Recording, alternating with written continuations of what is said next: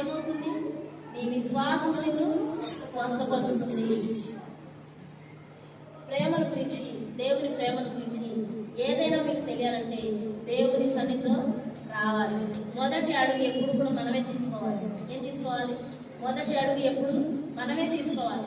నిర్లక్ష్యం చేయబట్టి దేవుని సన్నిధి ఏదో ఎందుకు వెళ్ళాలి, ఏదైనా ఒక రోగం వస్తే ఆగిపోవడము, బాధ వస్తే ఆగిపోవడము, లేకపోతే ఇబ్బంది వస్తే ఆగిపోవడము అది కాదు.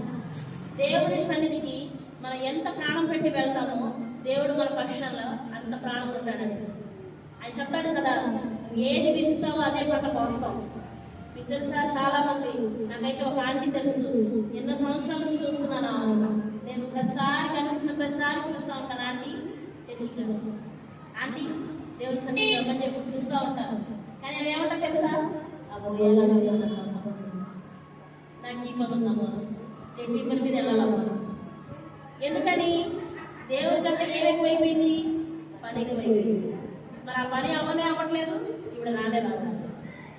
ఆ పని అలా అవుతుందంటే అది కూడా అవ్వట్లేదు. ఎందుకని? దేవుడి కంటే ముందు నువ్వు ఏం పెట్టావు? పని పెట్టావు. ఏం పెట్టావు? పని పెట్టావు. కాబట్టి ఆ పని ఏమవుతుంది? సర్లే నేను తర్వాత వస్తాను, అది పక్కకి వెళ్ళిపోతుంది. అవునా కాదు? ఆమె హల్లెలూయా.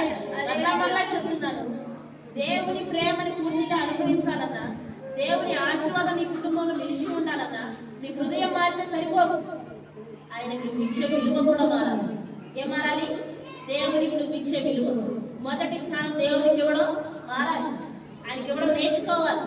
లేకపోతే నీ అవసరాలన్నింటినీ ముందు పెట్టి, నీ పనులన్నింటినీ ముందు పెట్టి నువ్వు దేవుడి తర్వాత పెడితే ఆయన కూడా నేను అలాగే చూస్తాడు. అర్థమవుతుందా? ఆయన కూడా నేను ఏం చేస్తాడు? అలాగే చూస్తాడు.